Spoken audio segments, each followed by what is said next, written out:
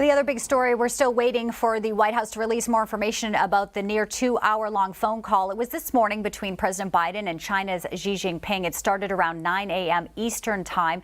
The conversation coming, of course, as Ukraine fights for survival against the Russian invasion. China reportedly thinking about answering Putin's call for help. They were reportedly asked to support them militarily. The Kremlin denies that. China denies that. China also apparently sailed one of its aircraft carriers through the Taiwan Strait just a few hours before the big call today. Now, according to the Chinese Ministry of Foreign Affairs, Xi told Biden this morning, and this is the early reports that we're getting, that United States and China each had an obligation to promote peace, saying that the Ukraine crisis is something we don't want to see. We'll continue to watch more of that, and hopefully the transcript is released. And now we want to bring in New York Congressman Lee Zeldin, a member of the Foreign Affairs Committee and also a candidate for New York governor. Congressman, good to see you today. Thanks for joining me. Be with you. Thank you. All right. First off, let's talk about this call. We're waiting for an update, getting word from China, not from the White House yet. Do you think that they are holding off for a certain reason? What's the holdup here? It's now been it's been over for quite a bit. I think it's important to put a readout of the call as soon as it's over. You don't allow the Chinese Communist Party and their talking points to be filling a vacuum for international coverage. It's incredibly important for the White House, as quickly as possible, for the State Department and others to be leaning into messaging and letting the international community know what was discussed, and to especially make sure that there's no spin coming from the CCP that wasn't accurate. Exactly. And they haven't been too quick on anything, as you know here. We finally have our president heading over to Brussels next week to meet with NATO. And obviously there's still hope for diplomacy. There was that call between Turkey's president and Putin.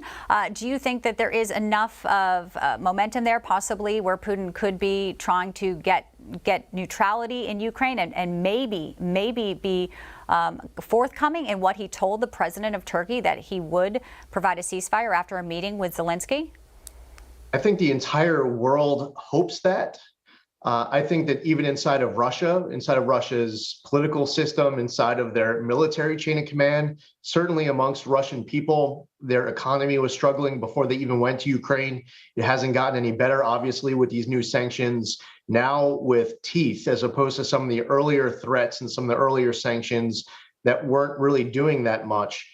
So I think that even within Russia, there's hope that Putin will come back off of this ledge. Whether or not that actually happens, unfortunately, one can only hope. There is no guarantee that Putin will dial it back. There's also the possibility that he ends up doubling down. Right. It's so unpredictable. Now, I know you're not a psychologist here, but I'm sure you watched his address in Moscow on Wednesday, and it was very emotional. At times, he's, calling traitors scum. And then I want to play a little clip today, Lee, of him in Moscow very publicly in this huge crowd. There he is in his parka, apparently read a statement, line from the Bible saying they will win. People are cheering. Obviously, we have to filter this through the lens that these people do not have access. They are state-run media here. What do you make of these very public and recent outings from Putin? Does he seem like he is mentally still, in the game here? Does he seem unhinged? Does he seem like he could be someone who would go towards the chemical weapons route? He clearly is unhinged. We saw that just with the evidence of him deciding to go into Ukraine, wildly underestimating his adversary. But they have a lot of control, Putin does, of Russia state media. The information that the military was being provided, there were reports that they had no idea that they were actually going to be going into Ukraine, and they were not aware of the type of foe that they would be encountering. I think that the Russian people, what you see in that clip you just played, is a show. Vladimir Putin was losing and still is losing the information war. That is one of the instruments of national power, information. And coming out of Ukraine, whether it was the message, the one audio played when somebody was telling the Russians to go F themselves, or it was the senior providing the seeds and sending a message to the Russian soldier, or the Ukrainian who detonated a suicide bomb and stopped a Russian tank from advancing. And obviously, by the way, Zelensky's still there as opposed to Ghani in Afghanistan, who was the first one to cut and run. Right. Putin is trying to play catch up, and I don't think he will. And Zelensky, too, is in a difficult position as well, Congressman, because, he's vowed to stay in Kyiv and not give up 1 inch of his country. As he addressed U.S. Congress this week, he says, this destiny of my country is being decided. He invoked 9/11. My friends, my Americans, really pleading for that no-fly zone, pleading for the MiGs. Very impassioned speech.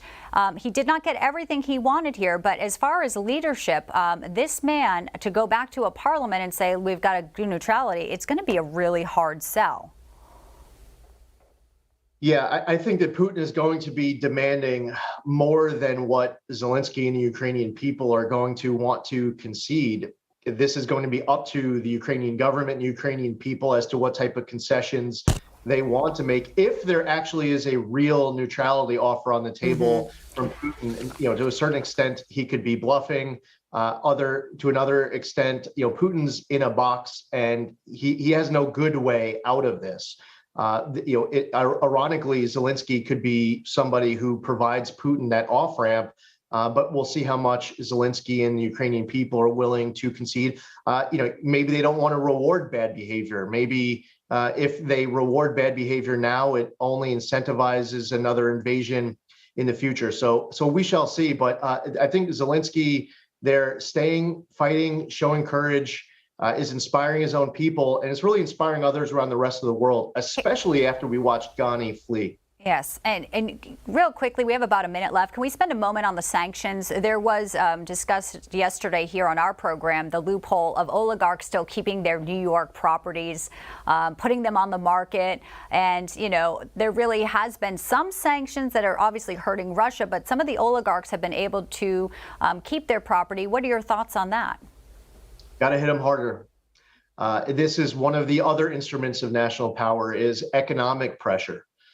A lot of focus gets put on the military option, but there is more pressure that could be applied on the economic. Another instrument of national power is diplomacy. And we have Russian diplomats who are still in New York, inside of the United States. You want to send a strong message? Kick all the Russian diplomats out of our state, out of our country. There are more options that you can hit them harder where it hurts, in a way that is not dropping a bomb, literally, but it is sending a very strong message that we will just continue to ramp up with the options that are on the table that will, in our minds, can be de-escalating, not escalating. And disrupting their very lavish way of life that they are still enjoying in your state. Congressman Lee Zeldin, thanks so much for joining me. We appreciate your time, sir. You got it. Happy to do it. Take care.